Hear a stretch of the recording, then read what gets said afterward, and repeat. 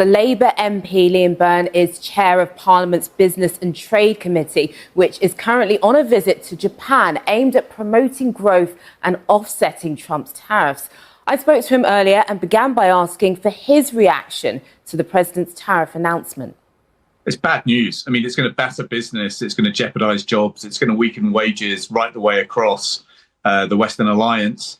I think there's been some sharp diplomacy from the British government. That means that the impact on us is going to be less than on our allies. But, you know, we can't be under any illusions. This is bad news for UK growth. It's bad news for UK taxes.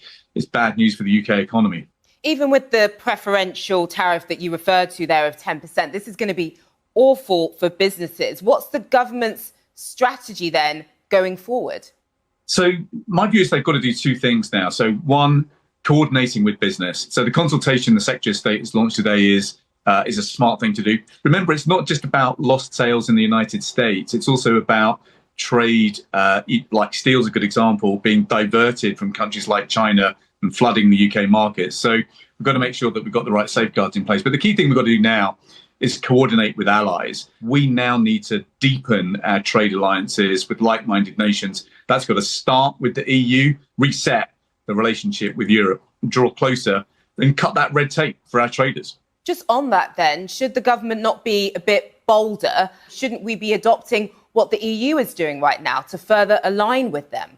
So we just don't have the market power that the EU has. There's only basically two trading blocs or countries on Earth that can do things that are so big that they would cause Americans so much pain it might change their minds, and that's the EU and China. You're in Japan right now. We've seen the Asian markets are down. What's the reaction you've gathered? Here in Japan, there has been shock at the level of tariffs that has hit the Japanese economy.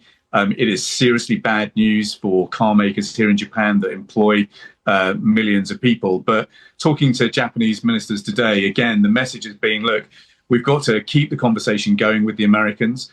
We've got to argue our case. We've got to be patient, got to be strategic about it. But crucially, we've got to draw closer with like-minded allies.